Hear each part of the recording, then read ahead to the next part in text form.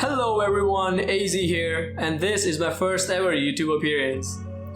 In this video, we're going to be learning about how to create smooth motion blur zoom effect transition in Premiere Pro.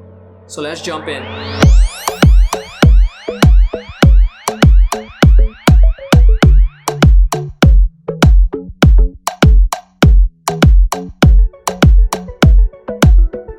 So go ahead and open up your Premiere Pro.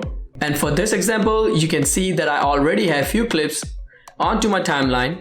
And instead of adding zoom effect on every single clip here, we will create an adjustment layer and add the effect on top of that layer. That way, if you need to use it on multiple clips, you can simply just copy and paste the layer.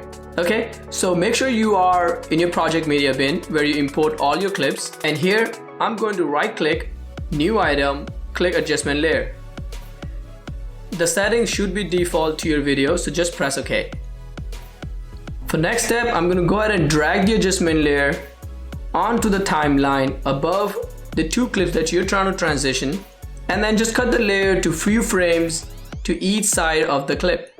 And then drag another adjustment layer and put it above the first layer, and do the same for that. Now go back to your first adjustment layer and cut it to where it starts on the second clip, just like this.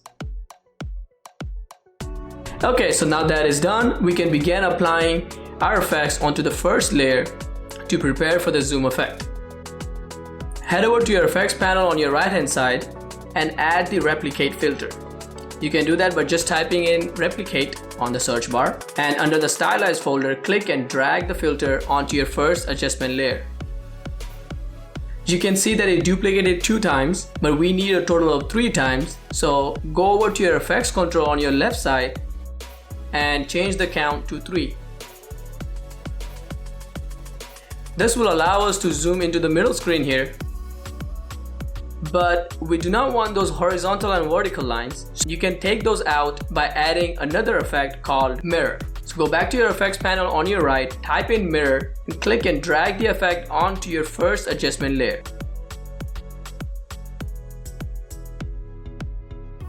Change the reflection angle to 90 degrees. For the reflection center, you're going to have X and Y axis. Move the Y axis down until the end meet the center and the line is not showing.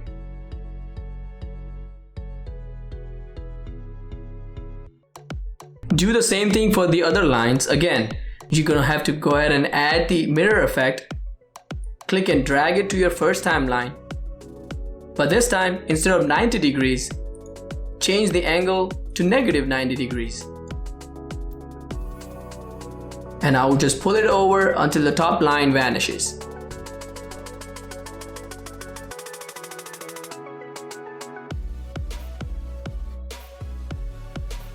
We will go ahead and do this 2 more times for the 2 vertical lines to disappear. So again, add the mirror effect onto your first adjustment layer. Change the reflection angle to 180 degrees. And this time, I'm going to change the x-axis and move over to the left until the first vertical line disappears. And for the last line, we're going to go ahead and add the mirror effect again. We would change the reflection angle to 360 degrees and then move the x-axis to the left until the line disappears.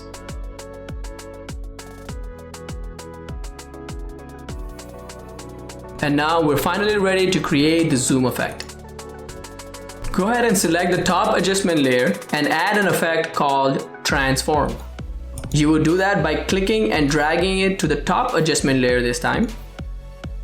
And this will allow us to create a blur and zoom effect at the same time. Next, make sure you are starting between your 2 clips and move left about 6 frames and click the stopwatch next to the scale to trigger the animation.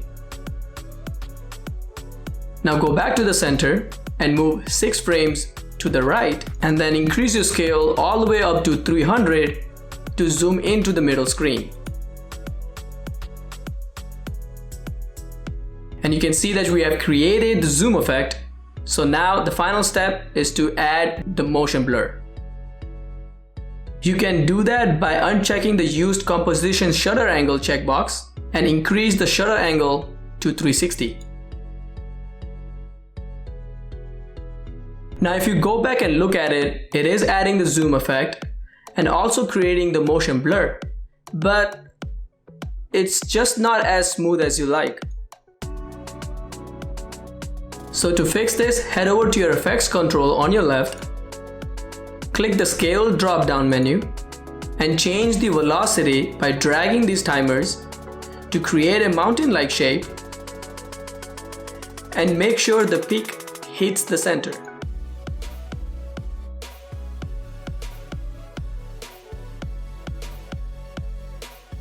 And there you have it. At last, if you want to use this effect on your other clips, make sure you have only selected the adjustment layer timeline and deselect all the others. Drag and select both your adjustment layer, hit Ctrl C or Command C to copy, move your timeline to where you want to paste, and press Command V or Ctrl V to paste it.